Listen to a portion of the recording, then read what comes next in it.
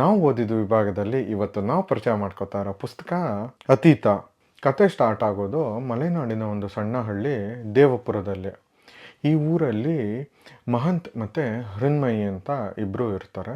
ಇವರಿಬ್ಬರು ಸಣ್ಣ ವಯಸ್ಸಿಂದನೇ ಒಬ್ರನ್ನೊಬ್ರು ತುಂಬ ಇಷ್ಟಪಡ್ತಾ ಇರ್ತಾರೆ.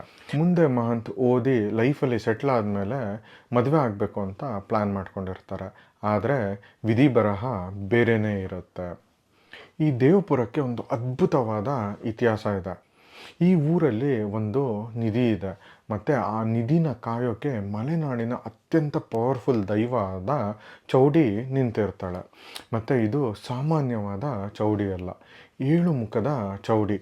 ಹಾಗಾಗಿ ಈ ನಿಧಿನ ಯಾರಿಂದನೂ ಮುಟ್ಟೋದಕ್ಕೆ ಸಾಧ್ಯ ಆಗ್ತಿರಲ್ಲ.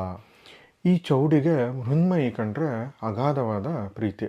ಇದನ್ನು ಬಳಸ್ಕೊಂಡು ಆ ಊರಲ್ಲಿ ವಿಚಿತ್ರ ಘಟನೆಗಳು ನಡೀತಾ ಇರತ್ತೆ. ಒಂದಿನ ಮಹಂತ್ಗೆ ಸುದ್ದಿ ಬರುತ್ತೆ, ಹೃನ್ಮಯಿ ಸತ್ತೋದ್ಲು ಅಂತ. ಈ ಪುಸ್ತಕ ಅರ್ಜುನ್ ಅವರ 3ನೇ ಪುಸ್ತಕ. ಇದು ಅವರ 3ನೇ ಪುಸ್ತಕ ಅಂತ ನಂಬೋದಕ್ಕೆ ಸ್ವಲ್ಪ ಆಶ್ಚರ್ಯ ಆಗುತ್ತೆ. ಅಷ್ಟು ಮೆಚ್ಯೂರ್ಡ್ ಆಗಿದೆ ಅವರ ರೈಟಿಂಗು.